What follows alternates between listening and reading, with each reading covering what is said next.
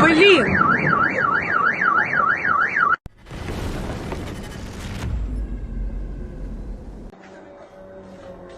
Every night brings the same scene across Russia.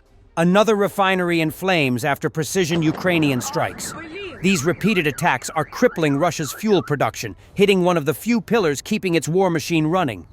What once seemed untouchable is now burning, night after night.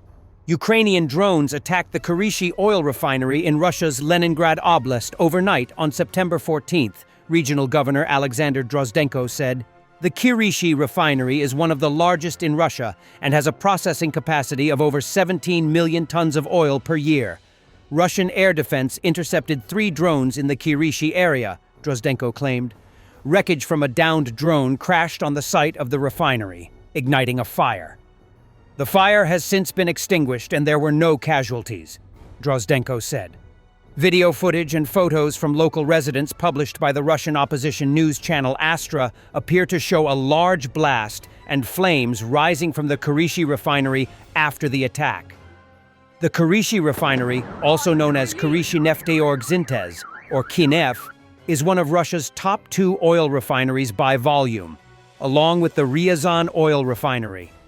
A subsidiary of Surgutneftgaz, the facility refines about 17.7 million metric tons per year, 355,000 barrels per day, of Russian crude, amounting to 6.4% of the country's total. The refinery is located over 800 kilometers, 497 miles, from the Ukrainian border. Ukraine's military intelligence agency said it carried out a strike on the Kryvyi refinery in March 2025. The latest strike on the refinery comes shortly after one of the largest drone attacks against Leningrad Oblast of the full-scale war.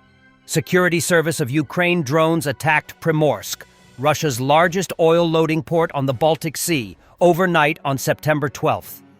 After the Ukrainian drone strike, fires broke out at one of the vessels and a pumping station, forcing the suspension of oil shipments, an SBU source told the Kyiv Independent.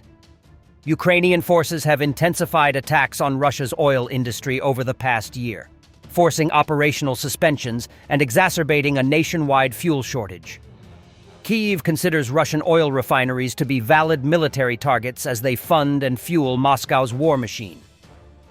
And as we said in this previous video, we are continuing with the story, Memoirs of a Mobik, Part 3, Ukol, a Russian soldier who is a rare survivor of the original September 2022 mobilization, continues his recollections of his service on the front lines in Ukraine. He speaks of his experiences as a medical orderly under Ukrainian bombardment. At this time, being a frontline medic was dangerous, but not as risky as it is now with constant drone surveillance. Ukol says that from November 2022 to spring 2024, he treated 285 seriously wounded people with traumatic amputations or wounds to major organs. As for the lightly to moderately wounded, he dealt with about 2,000 people.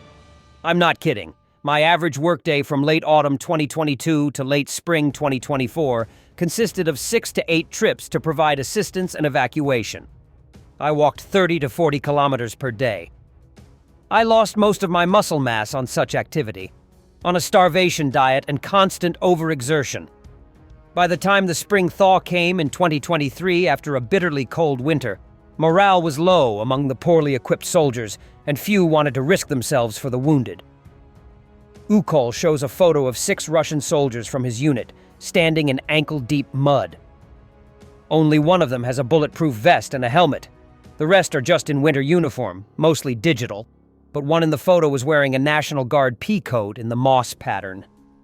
The guys had almost no pouches for magazines and grenades. In their hands were automatic without tuning, with 1 magazine each. And that's it. Everyone's faces are extremely gloomy and sad. Their mood was not improved by the regular bombardments they faced. Once, the Yukis were pounding our position all day. It was scary to crawl out to the toilet. The last one, as it turned out, fired a 155mm and it fell about 10 meters from my shelter. I managed to close the door and take a step down the stairs when I was knocked off my feet by the blast wave and spread out on the floor. I sat down by the wall. There was no one else in the dugout except me. And for 2 hours, I just stared stupidly ahead. I lost my presence of mind and waited for the next shell, which, as it seemed to me, was supposed to be the last one. But it didn't arrive, and I slid down the wall to my side and forgot myself in a nightmare, like a homeless person.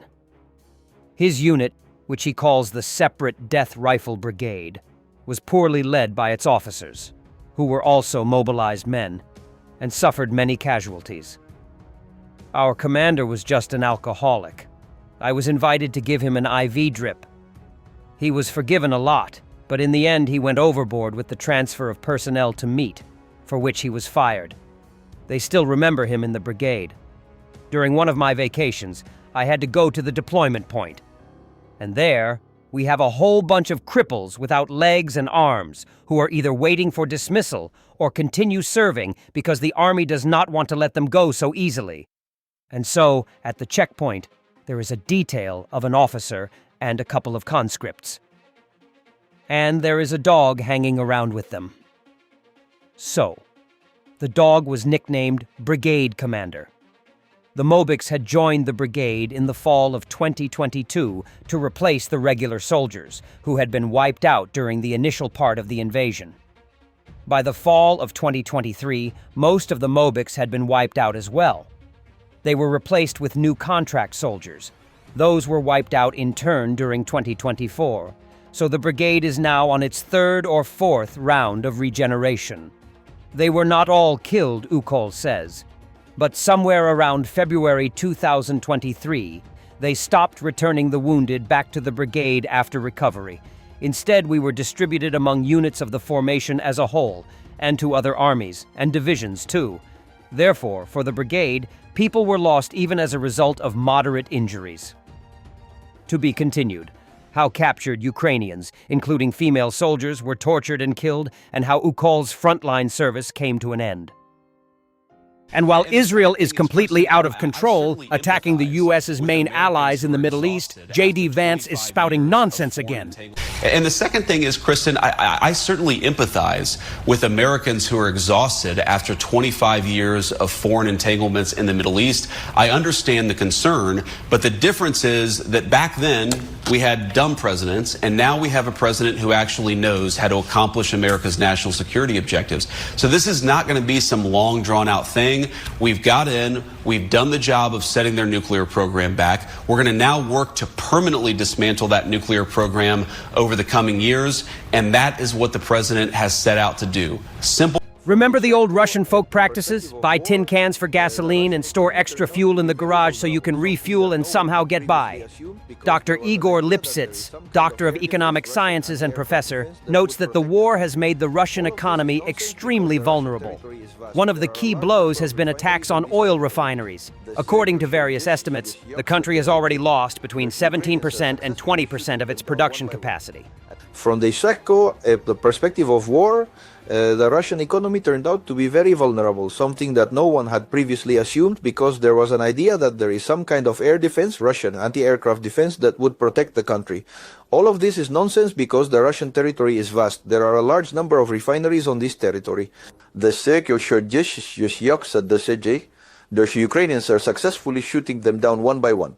And accordingly, there is a loss of production capacity, estimated at 17 to 20%. Why are you surprised that you have a shortage? From Siberia, gasoline and diesel fuel start being pumped through pipelines, the so-called product pipelines. Ukrainians are also shooting them down.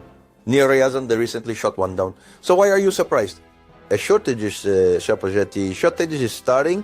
For months now, I've been telling people in Russia on air, folks, remember the old Russian practices: buy metal cans for gasoline and store extra gasoline in the garage so you can refuel and manage somehow. Apparently people are having fun and didn't fill the cans. Well, now they're suffering. Thanks for watching, and don't forget to subscribe. Also, if you want to support Warthog Defense, please become our member and get early access to new videos, exclusive members-only videos, and become administrator in comment section. The membership link is in the description. Rescues every day. We had a guy last week at 6 rescues in 6 days. You know, he's doing the job every day.